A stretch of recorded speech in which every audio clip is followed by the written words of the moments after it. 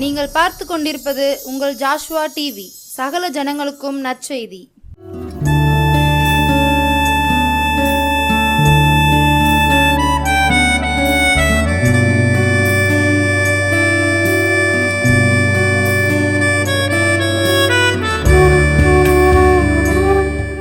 இயேசு கிறிஸ்துவின் நாமத்தினாலும் ஜாஸ்வா டிவி மூலமாகவும் மறுபடியும் இந்த மாலை வேளையில் உங்கள் யாவரையும் சந்திப்பதில் நான் மிக்க மகிழ்ச்சி அடைகிறேன். ஆண்டவர் நம்மோடு கூட இருக்கிறார். இந்த உலகத்தில் நமக்கு ரொம்ப தேவையானது என்ன தெரியுமா? ஒரு பராக்கிரமசாலி, ஒரு பயங்கரமான ஒரு மனிதர் நம்மோடு கூட இருந்தால் நமக்கு ரொம்ப சந்தோஷமாக இருக்கும். எல்லாரும் சொல்லுவாங்க, உங்களுக்கு தெரியுமா அவர் எனக்கு ரொம்ப வேண்டியவர் அப்படின்னு சொல்லி ஒரு பலத்த கைகளை உடைய ஒரு ஜனத்தை பார்த்து நம்ம சொல்வோம். அவர்களுக்கு ரொம்ப பெயர் இருக்கிறது, வாய்ப்புகள் இருக்கிறது, வசதிகள் இருக்கிறது என்று சொன்னால் அவர்களை சொல்வதில்லை, நமக்கு மிக்க மகிழ்ச்சியாக இருக்கும். ஆனால் இங்கே சொல்லப்படுகிறது, நம்முடைய ஆண்டவர் தான் நமக்கு பயங்கரமாக பராக்கிரமசாலி. வேறு யாருமே நம்ம கூட இருப்பாங்கன்னு சொல்லவே முடியாது. ஒருவேளை அப்படிப்பட்ட ஜனம், அப்படிப்பட்ட மனிதர்கள் நம்மோடு கூட உதவியாக இருப்பேன் என்று சொல்வார்கள். ஒரு காலகட்டத்திலே அவர்களும் மாறிப்போவார்கள். ஆனால் தேவன் என்றைக்கும் மாற மாட்டார். ஏனென்று சொன்னால் அவர் மாறுகிற தெய்வம் அல்ல, அவர் மனமாற மனுஷனும் அல்ல, பொய் சொல்ல மனுபுத்திரனும் அல்ல. கர்த்தர் என்றும் மாறாதவர். ஆமென், ஹல்லேலூயா.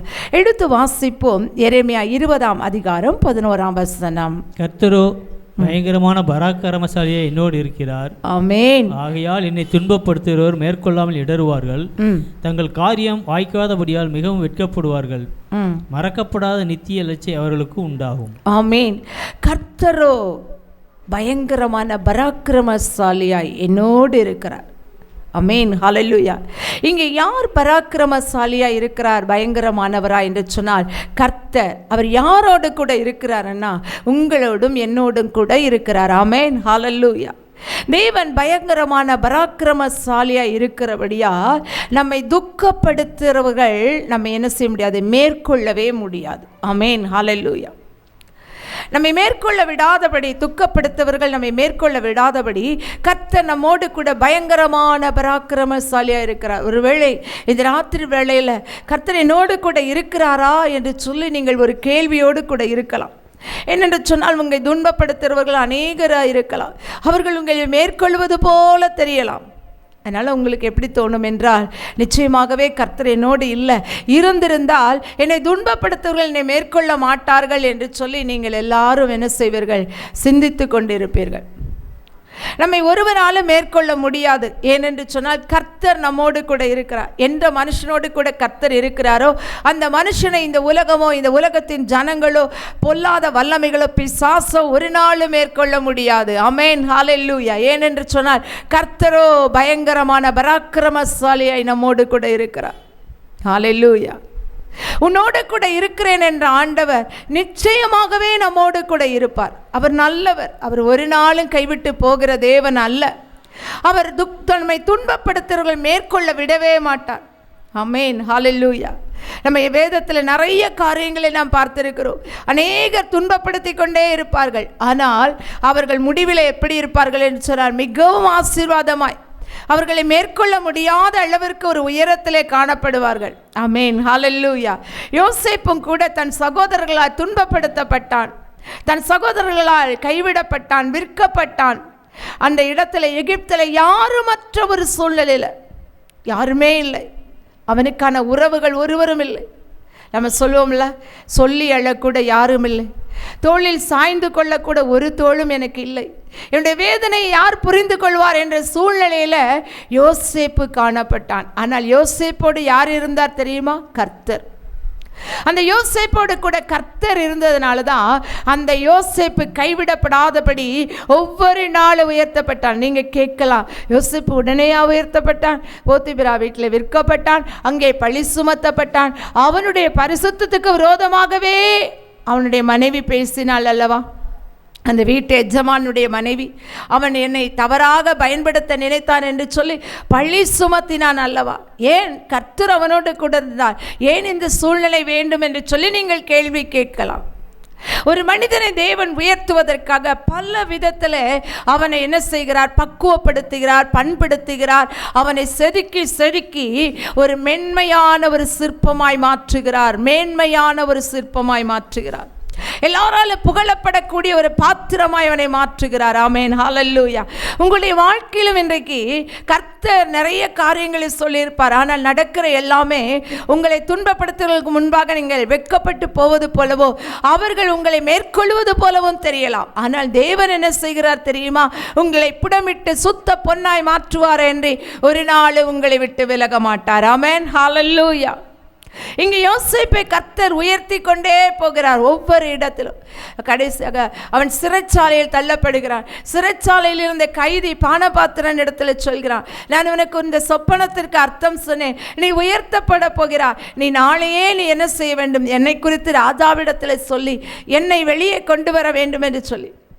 ஆனால் அவனோ மறந்து போகிறான். கர்த்தர் அப்பொழுதும் யோசேப்போடு கூட இருந்துதான். 2 ஆண்டுகள் கழித்து அந்த பார்வோனுக்கு ஒரு சொப்பனம் வரும் பொழுதுதான் இந்த யோசேப்பை குறித்து இந்த பானபாத்திரக்காரனுக்கு நினைவு வருகிறது. யார் மறக்க பண்ணினார் தெரியுமா? கர்த்தர். ஏன் இப்படி செய்தார்? ஏன் யோசேப்பை சிறைச்சாலையில் 2 ஆண்டுகள் தனிமைப்படுத்த வேண்டும்? ஏன் சிறைச்சாலையில் அவன் பலவிதமான கொடுமைகளில் நடத்தப்பட வேண்டும்? குற்றம் செய்யாதவன் குற்றம் செய்தவனை போல் அந்த இடத்துல ஏன் காணப்பட வேண்டும் என்று சொல்லி எத்தனையோ பேர் அவனை கேட்டிருப்பார்கள், நீ என்ன குற்றம் செய்தா என்று சொல்லி. அவன் ஒரு குற்றமும் செய்யவில்லை. ஆனாலும் கூட குற்றவாளிகளோடு ஒரு குற்றவாளியாய் அவன் காணப்பட்டான். அந்த சூழ்நிலையில் அவனுடைய இருதயம் எப்படி இருந்திருக்கும்? மற்றவர்கள் அவனை குறித்து எப்படி பார்த்திருப்பார்கள்? இதையெல்லாம் நாம் சிந்திப்போமானால் கர்த்தர் அவனோடு இருந்தாரா அப்படின்னு சொல்லி நம்ம கேள்வி கேட்கலாம். நிச்சயமாகவே கர்த்தர் சிறைச்சாலையிலும் அவனோடு கூட இருந்தார். அதனால்தான் கர்த்தர் அவனை உயர்த்தினார். கர்த்தரோ பயங்கரமான பராக்கிரமசாலியாய் அந்த யோசேப்போடு கூட இருந்தார். கர்த்தர் ஏற்ற வேளையில் அந்த பார்வோனின் அரண்மனையில் அவனை உயர்த்தினார். ஒரு நாயாகிலும் அவனுக்கு விரோதமாக என்ன செய்யக்கூடாது? தான் வாயை அசைக்க கூடாது. அப்படிப்பட்ட பயங்கரமான காரியத்தை செய்வதற்கு தான் பல துன்பங்கள் வழியாய், உபத்திரவங்களின் வழியாய், பலவிதமான கஷ்டங்களின் வழியாய், நிந்தனையின் வழியால், அவமானத்தின் வழியாய் நடத்தி செல்கிறார். ஒரு நாளும் சத்துரு உங்களை மேற்கொள்ள முடியாது. ஒருவரும் உங்களை துன்பப்படுத்துகிற யாரும் மேற்கொள்ள முடியாது. அவர்கள் மாறாத லட்சியம் அடைவார்களே அன்றி ஒரு நாள் உங்களை மேற்கொள்ள முடியாது. அடுத்ததாக நாம் வாசிப்போம் 2 நாளாகமம் 14ஆம் அதிகாரம் 8ஆம் வசனம் 9ஆம் வசனம். யூதேயாவிலே பரிசையும் ஈட்டியும் பிடிக்கிற 3 லட்சம் பேரும் பென்யமீனிலே கேடகம் பிடித்து வில்லை நாணேற்றுகிற 2,80,000 பேருமான சேனை ஆசாவுக்கு இருந்தது. இவர்கள் எல்லோரும் பராக்கிரமசாலிகள். அவர்களுக்கு விரோதமாக எத்தியோப்பியனாகிய சேரா 10 லட்சம் பேர்கள் சேர்ந்த சேனையோடும் 300 ரதங்களோடும் புறப்பட்டு மரேசா மட்டும் வந்தான். ஆமென், ஹல்லேலூயா. இங்கே நாம் பார்க்கிறோம், யூதாவிலே ஆசாவுக்கு பராக்கிரமசாலிகள் இருந்தார்கள். ஆமென், ஹல்லேலூயா. 3 லட்சம் பேர் என்று சொல்லி நாம் அந்த இடத்துல வாசிக்கிறோம். பராக்கிரமசாலிகளாம். ஆனால் எதிரியின் பக்கத்தில் எத்தனை பேர் இருந்தாங்க தெரியுமா? திரும்பவும் அந்த 8வது வசனத்தை வாசிப்போம். யூதேயாவிலே பரிசையும் ஈட்டியும் பிடிக்கிற 3 லட்சம் பேரும் பென்யமீனிலே கேடகம் பிடித்து வில்லை நாணேற்றுகிற 2,80,000 பேருமான சேனை ஆசாவுக்கு இருந்தது. இவர்கள் எல்லோரும் பராக்கிரமசாலிகள். ஆமென், ஹல்லேலூயா. மொத்தம் 5,80,000 பேர் அவர்களுக்கு இருந்தார்கள். யார் தெரியுமா? அவங்கெல்லாம் பராக்கிரமசாலிகள். ஆசா இந்த பராக்கிரமத்தை நம்பவில்லை. ஆசா இந்த பராக்கிரமசாலிகளை நம்பவில்லை. இவர்கள் பயங்கரமானவர்கள், இவர்கள் ஒரு சேனையாய் நிற்கிறார்கள் என்று சொல்லி அவன் பெருமைப்படவில்லை. ஆனால் எத்தியோப்பியன் எதிரி எவ்வளவு பேர் இருந்தார்கள் என்றால் 10 லட்சம் பேர். ஆமென், ஹல்லேலூயா. இந்த 10 லட்சம் பேரை அவன் மேற்கொள்ள வேண்டும். எப்படி மேற்கொள்வான்? ஒருவேளை அவர்கள் மேற்கொண்டு விடுவார்களோ என்று சொல்லி உள்ளத்திலே லேசான பயம் வரும் அல்லவா? இந்த ஆசா 11-13 வாசிப்போம். அதே அதிகாரத்தில் ஆசா தன் தேவனாகிய கர்த்தரை நோக்கி கூப்பிட்டு, கர்த்தாவே, பலமுள்ளவனுக்காயிலும் பலனற்றவனுக்காயிலும் உதவி செய்கிறது உமக்கு லேசான காரியம். எங்கள் தேவனாகிய கர்த்தாவே, எங்களுக்கு துணை நில்லும். உம்மை சார்ந்து உம்முடைய நாமத்தில் ஏராளமான இந்த கூட்டத்திற்கு எதிராக வந்தோம். கர்த்தாவே, நீர் எங்கள் தேவன், மனுஷன் உம்மை மேற்கொள்ள விடாதேயும் என்றான். ஆமென், ஹல்லேலூயா. இங்கே அழகான ஒரு ஜெபத்தை அவன் செய்கிறான். இந்த 5,80,000 வீரர்களை அவன் நம்பல, அந்த பராக்கிரமசாலிகளை அவன் நம்பல. தன் தேவனாகிய கர்த்தரை நோக்கி, பலமுள்ளவனுக்காயிலும் பலவீனனுக்காயிலும் உதவி செய்கிறது உமக்கு என்ன லேசான காரியம். நம்முடைய வாழ்க்கையில் எந்த பராக்கிரமத்தையும் நம்பக்கூடாது, எந்த ஒரு மனுஷனையும் நம்பக்கூடாது. மனித பலம் எல்லாம் விருதாவாய் போய்விடும். கர்த்தருடைய பலம் தான் நம்மோடு கூட எந்த நாளில் இருக்கோ. அதனால தான் ஆசா தேவனை நோக்கி, ஆண்டவரே, இந்த ஏராளமான கூட்டத்திற்கு விரோதமாய் நீங்கள் யுத்தம் பண்ணுங்கப்பா, நான் ஒன்றும் செய்ய முடியாது என்று சொல்லி தேவ சமூகத்தில் தன்னை தானே ஒப்பு கொடுக்கிறான். மேற்கொள்ள விடாதீங்கப்பா, இவர்கள் எங்களை கஷ்டப்படுத்த, எங்கள் மேல் யுத்தம் செய்ய, எங்களோடு சண்டையிட வருகிறார்கள். ஆனாலும் இவர்கள் மேற்கொள்ளக்கூடாது, இவர்கள் மேற்கொள்ளக்கூடாது. நீர் அவர்களோடு கூட யுத்தம் செய்யும் என்று சொல்லி ஆண்டவரை நோக்கி விண்ணப்பம் பண்ணுகிறான். 13ஆம் வசனத்தை நாம் வாசிப்போம். அதே அதிகாரத்தில், அவர்களை ஆசாவும் அவனோடு இருந்த ஜனங்களும் கேரார் மட்டும் துரத்தினார்கள். எத்தியோப்பியர் திரும்ப பலங்கொள்ளாதபடிக்கு முறிந்து விழுந்தார்கள். கர்த்தருக்கும் அவருடைய சேனைக்கும் முன்பாக நொறுங்கி போனார்கள். அவர்கள் மிகுதியாய் கொள்ளையடித்து. அல்லேலூயா. இங்கே நாம் பார்க்கிறோம், கர்த்தருக்கு முன்பாக திரும்ப பலன் கொள்ள முடியாத அளவுக்கு முறிந்து விழுந்தார்களாம். ஆமென், அல்லேலூயா. ஏனென்று சொன்னால் பயங்கரமான பராக்கிரமசாலி நம்மோடு கூட இருக்கிறார். அன்றைக்கு ஆசாவோடு கூட அந்த பராக்கிரமசாலி இருந்ததுனால தான் என்ன நடந்தது தெரியுமா? அவர்கள் எழுந்து நிற்க முடியாத அளவுக்கு, பலன் கொள்ள முடியாத அளவுக்கு முறிந்து விழுந்தார்களாம். இந்த ராத்திரி வேளையிலும் உங்களுக்கு விரோதமாய் எழும்பியிருக்கிற சத்துருக்களை குறித்து நீங்கள் பயப்பட வேண்டிய அவசியம் இல்லை. ஏனென்று சொன்னால் நமக்கு விரோதமாய் நிற்கிறவர்களுக்கு விரோதமாய் நம்முடைய கர்த்தர் யுத்தத்தில் இருக்கிறபடியால் அவர் நமக்காக யுத்தம் செய்து ஜெயிப்பார் என்று ஒரு நாளும் மேற்கொள்ள விட மாட்டார். கர்த்தரோ அங்கே யுத்த வீரராய் இறங்கினார். சேனைகள் அவருக்கு, கர்த்தருடைய சேனைகள் அவருக்கு விரோதமாய் எழும்பியதனால் எத்தியோப்பியர் முறிந்து விழுந்தார்களா? எப்படி விழுந்தார்கள்? மீண்டும் பலன் கொள்ள முடியாத அளவிற்கு, மீண்டும் பலன் கொள்ளவே முடியாது. இந்த உலகத்தில் நாம் வாழ்கிற ஒவ்வொரு நிமிடமும் நாம் கர்த்தரோடு கூட வாழ்வோமானால் நம்முடைய சத்துருக்கள், நமக்கு விரோதமாக எழும்புகிற சத்துருக்கள் பலன் கொள்ள விடவே கர்த்தர் மாட்டார். ஆமென், ஹல்லேலூயா. ஒருவேளை அவர்கள் பலன் கொள்வது போல தெரியலாம், ஆனால் நாம் ஆராதிக்கிற தேவன் அவர்கள் பலன் இழக்க செய்து கொண்டே இருக்கிறாரே அன்றி ஒரு நாளும் பலன் கொள்ள விட மாட்டார். நாம் செய்ய வேண்டியதெல்லாம், அவர் நம்மோடு கூட இருக்கிறாரா என்று சொல்லி நம்மை நாமே ஆராய்ந்து பார்க்க வேண்டும். அந்த கர்த்தரோ பயங்கரமான பராக்கிரமசாலியாய் என்னோடு கூட இருக்கிறாரா? ஒருவர் நம்மோடு கூட இருக்கணும்னா நாம் என்ன செய்யணும்னா நாம் அவர் கூட இருக்கணும். ஆமென், ஹல்லேலூயா. நாம் இந்த உலகத்தில் பாதி, ஆண்டவருக்குள்ள பாதி என்று சொல்லி இருப்போமானால் ஒரு நாளும் நாம் மேற்கொள்ள முடியாது. என்று சொன்னால் கர்த்தரை சார்ந்து, ஆமென், ஆசா கர்த்தரை சார்ந்து தன் தேவனாகிய கர்த்தரை நோக்கி கூப்பிட்டு அவரை சார்ந்து கொண்டான், வேற யாரையும் சார்ந்து கொள்ளலை. ஒருவேளை என்கிட்ட இந்த 5,80,000 பராக்கிரமசாலிகள் இருக்கிறாங்க, அவங்க ஜெயிச்சிருவாங்க அப்படின்னு சொல்லி அவங்க பராக்கிரமத்தை நம்பி இல்லை, ஆண்டவரை நம்பி அவரை சார்ந்து கொண்டதுனால தான் கர்த்தர் அவர்களை திரும்ப பலன் கொள்ளா விடாதபடி கர்த்தர் முறிந்து விழ பண்ணினார். இந்த ராத்திரி வேளையிலும் உங்களுக்கு விரோதமாய் எழும்பினவர்களை பலன் கொள்ள விடாமல் அவர்கள் மாறாத நித்திய லட்சையிலே மூழ்கடிக்க வேண்டுமானால் நீங்கள் கர்த்தரோடு கூட இருக்க வேண்டும். நாம் கர்த்தரோடு கூட இருக்கிறோமா என்று சொல்லி இந்த ராத்திரி வேளையில் நம்மை நாமே ஆராய்ந்து பார்ப்போம். ஒரு சில நேரங்களில் ஒரு சிலர் சொல்லுவாங்க, அந்த மனுஷனை போய் பார்த்தா நம்முடைய காரியங்களை எல்லாம் நாம் சாதிக்கலாம். இந்த ஒரு மனிதனை நீங்கள் போய் பாருங்கள், இவர் ஊர் தலைவர், இந்த பஞ்சாயத்தில் அவர் நிற்கக்கூடிய நாட்டாண்மை என்று சொல்லி யாரையோ உங்களை சந்திக்க சொன்னால் நீங்கள் சந்திக்காதபடி கர்த்தருடைய சமூகத்தில் கர்த்தருக்காய் நீங்கள் காத்திருப்பீர்களானால் கர்த்தர் உங்களுக்காக யுத்தம் பண்ணி மீண்டுமாக சத்துரு எழும்ப விடாதபடி, அவன் பலன் கொள்ள விடாதபடி கர்த்தர் செய்வார். முறிந்து விழ பண்ணுகிற ஒரு நல்ல தேவனை நாம் ஆராதிக்கிறோம். அடுத்ததாக வாசிப்போம் எரேமியா 1ஆம் அதிகாரம் 19ஆம் வசனம். அவர்கள் உனக்கு விரோதமாக யுத்தம் பண்ணுவார்கள், ஆனாலும் உன்னை மேற்கொள்ள மாட்டார்கள். உன்னை ரட்சிக்கும்படிக்கு நான் உன்னுடனே இருக்கிறேன் என்று கர்த்தர் சொல்லுகிறார். எதற்காக கர்த்தர் நம்மோடு கூட இருக்கிறார் என்று சொன்னால், நம்மை ரட்சிக்கும்படிக்கு.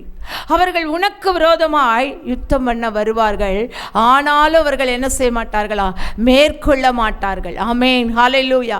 நமக்கு விரோதமாய் இந்த இரவு வேளையில் எத்தனை பேர் யுத்தம் பண்ண வந்தாலும் அவர்கள் ஒரு நாளும் மேற்கொள்ள விடாத ஒரு நல்ல தேவன் நம்மோடு கூட இருக்கிறார். இஸ்ரவேல் ஜனங்களை பார்த்து அன்றைக்கு சொன்னார், நீங்கள் சும்மா இருங்கள், நான் உங்களுக்காக என்ன செய்வேன்? யுத்தம் பண்ணுவேன் என்று சொன்ன கர்த்தர் சும்மா இருந்தாரா? இல்லவே இல்லை. ஒவ்வொரு வினாடியும் தன் ஜனங்கள் மேல ஒரு கண்காணிப்போடு, ஒரு கவனத்தோடு, எப்பொழுது அவர்கள் மேல் ஒரு கரிசனையோடு நடத்தி, சத்துரு எந்த சூழ்நிலையில்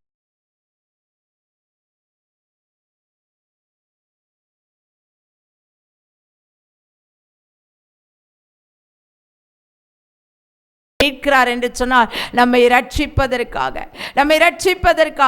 எல்லோரும் தேவனுடைய சமூகத்தில் அவர்கள் மேற்கொள்ள மாட்டார்கள். ஆனால் அவர்கள் ரட்சிப்படையத்தக்கதாய் நம்முடைய தேவன் நம்மோடு கூட இருக்கிறார். நம்மை ரட்சிக்கிற தேவன், நம்மை மீட்கிற தேவன். ரட்சிப்பு என்றால் நம்மை காப்பாற்றுகிற, மீட்கிற, நம்மை மீட்டெடுக்கிற ஒரு நல்ல தேவன் நம்மோடு கூட இருக்கிறார். ஆமென், ஹல்லேலூயா. சேனைகளின் கர்த்தர் நம்மோடு கூட இருக்கிறார். யுத்தத்தில் வல்லவர் நம்மோடு கூட இருக்கிறார். ஒருவேளை இந்த ராத்திரி வேளையில் என் கூட யாருமே இல்லை, ஆமென், ஹல்லேலூயா. நமக்கு நிறைய நேரங்களில் என் கூட யாரும் இல்லை அப்படின்னு தோணும்ல. அப்போ நமக்கு ரொம்ப வேதனையாக இருக்கும். லோராவா சந்தர ரீக்கரவா லோகரா ரீக்கரவா.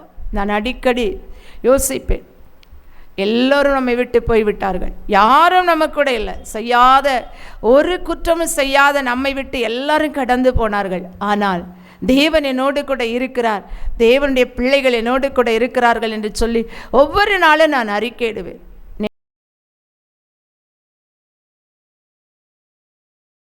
தன்னுடைய மகளுடைய திருமணத்திற்காக பத்திரிகை வைப்பதற்காக வந்தார்கள்.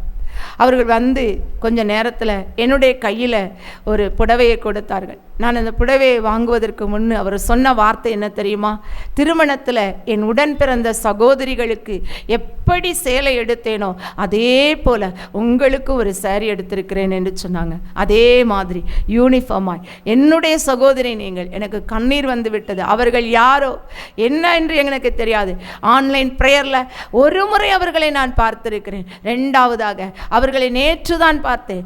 என்னுடைய சொந்தமாய், என்னுடைய சகோதரியாய் அவர்கள் அந்த இடத்துல காணப்பட்டார்கள். இயேசுவை நோக்கி நான் கண்ணீர் விட்டேன். ஆண்டவரே, நான் யாரும் இல்லை என்று சொல்லி நின்ற போது கர்த்தர் நான் இருக்கிறேன் என்று சொல்லி எனக்கு ஒரு சகோதரியை அவருடைய நாமத்தினாலே ஏற்படுத்தினார். ஆம், நம்முடைய வாழ்க்கையில் கர்த்தர் தான் நம்முடைய சொந்தம். கர்த்தருடைய தான் சேனை தான் நம்முடைய சொந்தம். அவர் ரட்சிப்பதற்காகவே நம்மை காக்கிற தேவன், நம்மோடு கூட இருக்கிற தேவன். அவர் ஒரு நாளும் சத்துரு மேற்கொள்ள விடமாட்டார். நமக்கு விரோதமாய் எல்லோரும் மேற்கொள்ள வருவார்கள், ஆனாலும் அவர்கள் மேற்கொள்ள மாட்டார்கள் என்று சொல்லி கர்த்தர் திட்டமாய் சொல்கிறார். அதே மாதிரி எரேமியா புஸ்தகத்தில் 15ஆம் அதிகாரம் 20ஆம் வசனத்தை நாம் வாசிப்போம். உன்னை இந்த ஜனத்திற்கு எதிரே அரணான வெண்கல அலங்கமாக்குவேன், அவர்கள் உனக்கு விரோதமாக யுத்தம் பண்ணுவார்கள், ஆனாலும் உன்னை மேற்கொள்ள மாட்டார்கள். உன்னை ரட்சிப்பதற்காகவும் உன்னை தப்புவிப்பதற்காகவும் நான் உன்னுடனே இருக்கிறேன் என்று கர்த்தர் சொல்கிறார். ஆமென், ஹல்லேலூயா. அவர்கள் உன்னை மேற்கொள்வதற்காக வருவார்கள், ஆனால் மேற்கொள்ளவே மாட்டார்கள். உனக்கு விரோதமாக யுத்தம் பண்ண வருவார்கள், ஆனாலும் கூட அவர்கள் ஒரு நாளும் ஜெயிக்க மாட்டார்கள். ஏனென்று சொன்னால் ஜெய கிறிஸ்து நம்மோடு கூட இருக்கிறார். ஜெயம் கொடுக்கிற தேவன் நம்மோடு கூட இருக்கிறார். யுத்தத்தில் வல்லவர் நம்மோடு கூட இருக்கிறார். அவர்களோ ரதங்களை குறித்தும் குதிரைகளை குறித்தும் மேன்மை பாராட்டி கொண்டிருக்கிறார்கள். நாங்களோ ஜீவனுள்ள தேவனை குறித்து மாத்திரம் என்ன செய்கிறோம்? அவருடைய நாமத்தை குறித்து மாத்திரம் மேன்மை பாராட்டுகிறபடியால் நாம் ஒரு நாள் என்ன செய்வதில்லை? தோற்று போவதில்லை. தோற்று போவதற்கு நம் தோல்வியின் தேவனை ஆராதிக்கவில்லை, வெற்றியை தருகிற வெற்றி சிறந்த இயேசு கிறிஸ்துவை ஆராதிக்கிறோம். அவர் நம்மோடு கூட இருக்கிறார். இம்மானுவேலராய் தேவன் நம்மோடு கூட இருக்கிறார். இருக்கிறார். எதற்காக தெரியுமா? நம்மை ரட்சிப்பதற்காய். ஆமென், ஹல்லேலூயா. நம்மை ரட்சிப்பதற்கு மாத்திரம் அல்ல, நம்மை தப்புவிக்கிறதற்காய் கூட இருக்கிறார். தானியேல் சிங்க கெபியிலே போடப்பட்டான். எல்லாரும் நினைத்தார்கள் இனி அவனை தப்புவிக்க ஒருவரும் இல்லை. அந்த சிங்கங்கள் அவனை பட்சித்து போட்டு நாளை காலையில் அவன் எல்லாவற்றிலும் ஒன்றுமில்லாமல் போவான். அவனுடைய பேர் இனி பூமியில் இராதபடி போகும் என்று சொல்லி மற்றவர்கள் நினைத்தார்கள், எதிரிகள் நினைத்தார்கள், மேற்கொள்ள நினைத்தவர்கள் எண்ணினார்கள் அப்படி. ஆனால் தேவன் என்ன செய்தார் தெரியுமா? ராஜா கேட்கிறார், நீ இடைவிடாமல் ஆராதிக்கிற தேவன் உன்னை தப்புவிக்க வல்லவரா என்று கேட்டபோது அவன் சொல்கிறார், நிச்சயமாகவே என்னை தப்புவிக்க வல்லவர். நம்முடைய தேவன் நம்மை ரட்சிக்கிற தேவன் மாத்திரம் அல்ல, நம்மை தப்புவிக்கிற நல்ல தேவன். ஹல்லேலூயா, ஹல்லேலூயா. ஒரு நாள் சத்துரு கையில் நம்மை கொடுத்து வேடிக்கை பார்க்கிற தேவன் அல்ல.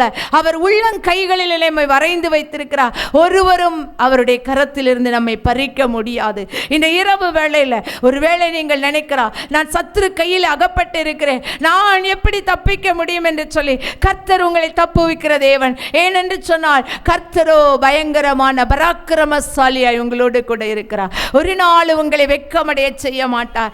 ஏனென்று சொன்னால் தேவன் வெட்கத்திற்கு பதிலாக நமக்கு இரட்டத்தனையான ஆசீர்வாதத்தை கொடுக்கிற தேவன். எந்த இடத்துல வெட்கப்பட்டோமோ, எந்த இடத்துல தலை குனிந்தோமோ, அந்த இடத்துல நம்மை தலை நிமிரச் செய்கிற தேவன் நம்மோடு கூட இருக்கிறார், நம்மோடு கூட இருக்கிறார். இந்த ராத்திரி வேளையில அவர் நம்மோடு கூட இருக்கிறார் என்கிறபடியா நாம் எல்லோரும் தேவனுக்கு நன்றி செலுத்துவோம். நான் உன்னோடு கூட இருப்பேன் என்று சொன்ன தேவன் இடையிலே நம்மை கைவிட்டு வேடிக்கை பார்க்கிற தேவன் அல்ல. முடிவு பரியந்தம், முடிவு பரியந்தம் இந்த உலகத்தின் சகல நாட்களிலும் நான் உன்னோடு கூட இருப்பேன் என்று சொன்னார். நம்முடைய வாழ்நாள் எல்லாம், நம்முடைய ஜீவிய காலம் எல்லாம் நம்மளோடு மாத்திரமல்ல, நம்முடைய சந்ததிகளோடும் நம்முடைய தேவன் இருக்கிறவராகவே இருக்கிறார். அன்றைக்கு தேவனை தாவீது ஆராதித்தான், அவரை மகிமைப்படுத்தினான், அவரை துதித்தான். அவர் சாலமோனும் கூட இருந்தார். ஏனென்று சொன்னால் தாவீதின் தேவன் சாலமோனையும் பலப்படுத்தி அவனோடு கூட இருந்து அவனையும் ஆசீர்வதித்தார். நம்மோடு மாத்திரமல்ல, நம்முடைய பிள்ளைகளோடும் தேவன் இருப்பார். அவர் நம்மை ஆசீர்வதிக்க வல்லவர், ஆசீர்வாதத்திற்குள்ளாய் நடத்துவார், விடுவிக்கிறவர், தப்புவிக்கிறவர். அந்த தேவனை இந்த ராத்திரி வேளையில நம்ம எல்லாரும் நோக்கி பார்ப்போம். அவர் நம்மை தப்புவிக்கிறவர், ரட்சிக்கிறவர், ஒருவரும் மேற்கொள்ள விடாத ஒரு நல்ல தேவன். அந்த தேவனை நாம் நோக்கி பார்ப்போமா? ஆண்டவரே, இந்த ராத்திரி வேளையில ஒருவேளை எனக்கு விரோதமாய் எழும்பியிருக்கிற சத்துருக்கள் என்னை மேற்கொள்ளாதபடி, என்னை ஒருபோது வெட்கப்படுத்தாதபடி, எந்த லட்சைக்குள் என்னை கொண்டு போகாதபடி நீர் பயங்கரமான பராக்கிரமசாலியா என்னோடு கூட இருமேன் என்று சொல்லி அவரை நோக்கி எல்லோரும் பார்ப்போம். ஹல்லேலூயா. தேவனுக்கு எல்லாம் நன்றி செலுத்துவோம். நன்றி ஆண்டவரே, நன்றி ஆண்டவரே, நாங்கள் நன்றி செலுத்துகிறோம். நன்றியோடு கூட உம்மை துதிக்கிறோம். நன்றி நிறைந்த இருதயத்தோடு உம்மை ஸ்தோத்திரிக்கிறோம். இந்த இரவு வேளையிலும் கூட தகப்பனே, யாரெல்லாம் கண்ணீரோடு கூட என் கூட யாருமே இல்லை என்று சொல்லி கண்ணீர் சிந்தினார்களோ அத்தனை பேருக்கும் என் தேவன் பயங்கரமான பராக்கிரமசாலியாய் கூடவே இருக்கிறபடியால் நன்றி செலுத்துகிறோம். யுத்தம் செய்து ஜெயிக்கிறேன் தேவன், யுத்தம் செய்து ஜெயிக்க ஒப்பு கொடுக்கிறோம். ஒருபோது சத்ரு மேற்கொள்ள கூடாது ஆண்டவரே. இவர்கள் வாழ்க்கையில சத்ருவின் போராட்டங்கள் எல்லாம் நிர்மூலமாகட்டும். கர்த்தர் பயங்கர பராக்கிரமசாலியாய் கூட நில்லும் ஆண்டவரே. இவர்களுக்கு யாரும் இல்லை, இவர்கள் அனாதையாய் விடப்பட்டார்கள், இவர்களுக்கு யார் உதவி செய்வார்கள் என்று சொல்லி ஏளனமாய் பேசின மனிதர்கள் மத்தியில் இவர்கள் ஒன்றுமில்லாதவர்கள், இவர்களுக்கு எந்த பணம் இல்லை, பதவி இல்லை, படிப்பில்லை என்று சொல்லி கேலி செய்த மனிதர்கள் மத்தியில் கர்த்தர் இவர்களுக்கு ஆண்டவரே ஒரு உயர்வை கட்டளையிடுவீராக. இவர்களுடைய பெயர்கள் ஆண்டவரே உம்மாலே உயர்த்தப்படட்டும் ஆண்டவரே. இவர்கள் பூமியில சகல ஜனத்திலும் மேன்மையாய் காணப்பட கர்த்தர் கிருபை செய்வீராக. பெரிய காரியங்களை செய்யும், உம்முடைய நாமத்தை மகிமைப்படுத்தும். மீட்பர் இயேசு நாமத்தில் நல்ல பிதாவே, ஆமேன், ஆமேன். இந்த செய்தியை கேட்ட உங்கள் யாவரையும் கர்த்தர் தாமே ஆசீர்வதிப்பாராக. ஆமேன், ஆமேன்.